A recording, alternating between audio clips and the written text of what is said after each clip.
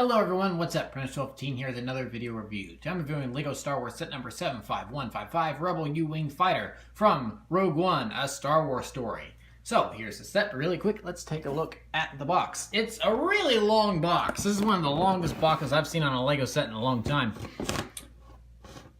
It's also kind of big. Hold on. Better idea. There we go. So as you can see, it says LEGO Star Wars. There's Death Trooper in the corner. It's the box. Disney. Yeah, it's the U-Wing doing its thing. Down here are all the characters.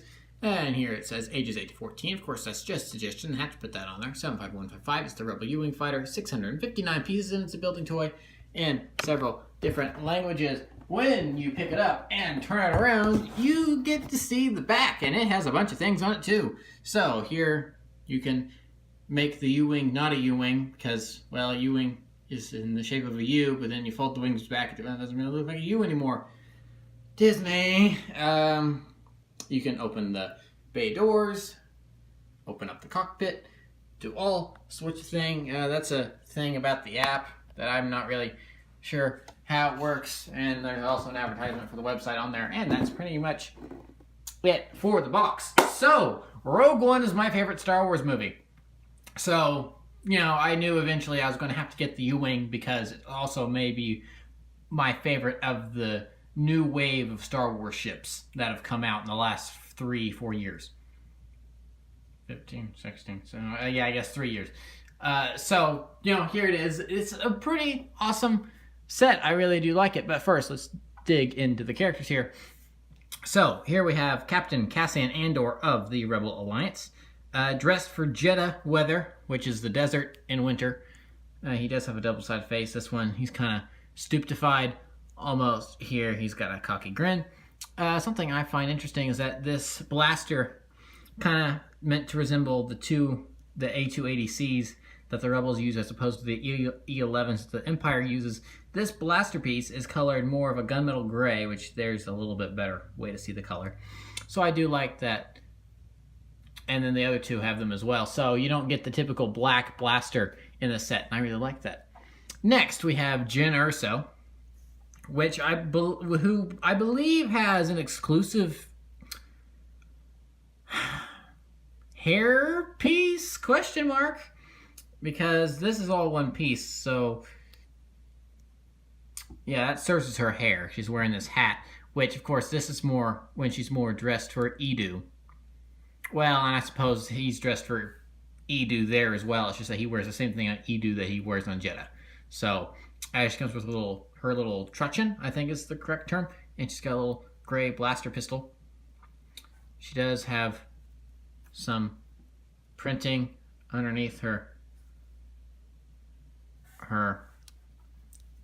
thing here. Let me take it off. There we go. So you can take that off, switch around to a different face, and as you can see, that's kind of Jyn's regular jacket look that she has throughout most of the film. I'll just scoot that stuff off to the side and reapply it later. So there's Jyn. Here we have a Rebel soldier. Nothing too interesting going on here. It's just kind of a generic soldier guy.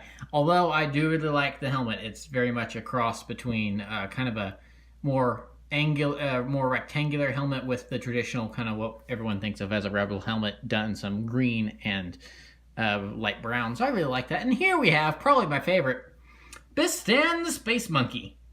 He has about 3 seconds of screen time in Rogue One, and that's about it. But it's still really cool to get a minifigure of this guy. I'm not really too fond of the back of his head. That looks really weird. But you know, overall, it's a really cool minifigure. I like it. There is one more minifigure with the set, but I'm going to get into that when I go through the features of the set, which is right now. So here's the U-Wing. It is a gunship that the Rebels use. I'm going to scoot them off to the side as well, get them out of the way. And this is a pretty big set. I've seen bigger, but it's just that it's very, very long. Kind of a pattern with my LEGO reviews recently. If you saw the Green Mech Dragon review, is that, you know, this one is almost out of shot like the Mech Dragon was. So it's a nice sized ship.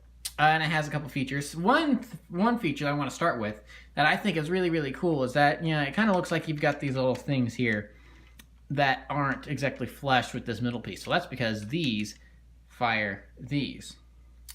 So, you can see that there's these missiles here. Let's turn around so they hit the box and don't fly at my face. And then you press either one of the buttons. Fire 1, fire 2, missiles away. And now they sit flush because when you reload, watch it closely. Oh, a little bit of movement there. And hold down. And you can see it just pops back up. That is just so cool. I love that so much. That's a really cool little feature. And then, of course, you just press it again to fire. That's awesome. I love that. And it features an opening cockpit, which you just... Hang on. I lost the... Right. So, I guess it's because I wasn't looking at it from a sky view. So you've got these little studs here. You push in, and then that lifts up. That's embarrassing. I'm used to looking at it from a top view, so that's why. And then here we have our last minifigure. It is a Rebel pilot done in a blue jumpsuit. He does have a double-sided face as well. He's kind of screaming here. And he fits in there pretty snug. Just push those back, and you can set him back down in the pilot seat and close the cockpit. Then, since this is a gunship, it does have opening crew bay doors.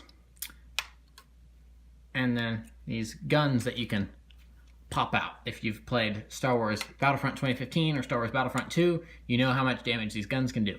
So they can open from both sides, and then you can fit some Rebel troopers in there.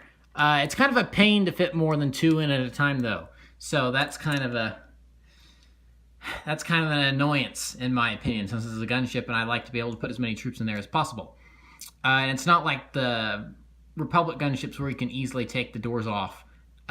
These are harder to take off. So I've seen some modifications people have done to these to make them larger. So I suggest looking those up if you want a larger crew bay. It bothers me, but it's not that big of a deal, so I don't mind it.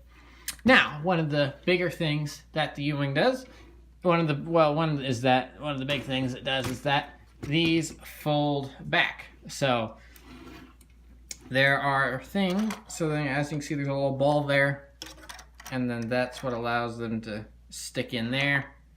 And then you've got the same back here, which then allows it to stick into place. And now you've got the U-wing with its with its really, really big wingspan. I mean, look at that. And that's it in its attack mode. And that looks pretty cool. I really, really like the look of that. So that's kind of its flying around, evading attack mode kind of wingspan. I really, really, really like that. So then, of course, when it comes in for a landing, you can detach. And these come off really easily, but they do stay snug when you want them to stay. And then you just fold it back up, nice and snug, just like that. Oh, I love it so much. And so that's really it for features, but I just do want to point out that there's a little door here.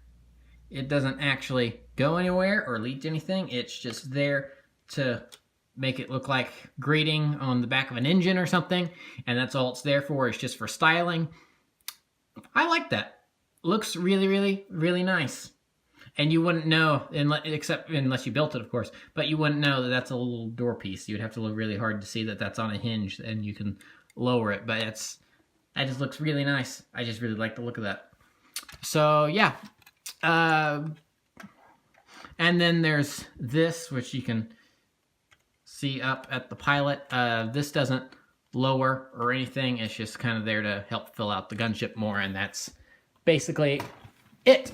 So, what do I think of this set? Well, I think it's a really pretty cool set. You do get 2 of the main characters from Rogue One. If I had a choice, though, I would swap out Bistan with K2SO instead of having him in Krennic's shuttle, because of how much of a standout character K2SO was.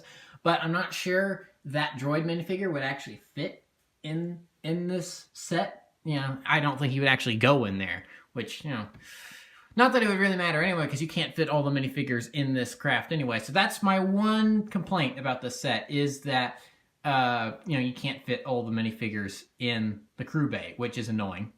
Oh, and also that there is a very heavy use of stickers. Basically, my biggest problem with the set is, the small crew bay. But more than that, really, it's the use of stickers. Stickers over here. And if you've watched any of my reviews that contain sets with stickers, you know my feelings on stickers.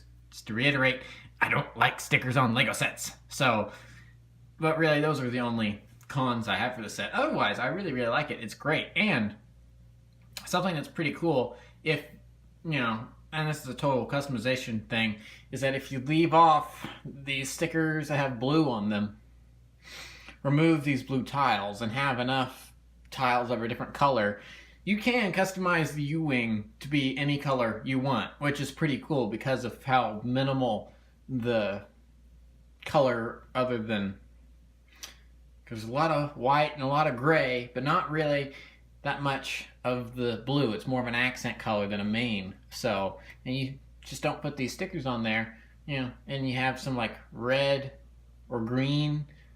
You could have a green U-Wing, you could have a red U-Wing, and that's pretty cool. Easily customizable. There we go.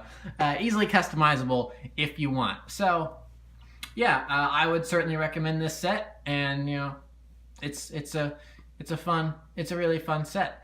So that's pretty much it for this review. Please remember to like, comment, subscribe, all that great stuff. Remember to follow me on Twitter and Instagram. Those links are in the description below. I will see you guys next time. Thank you for watching, and goodbye.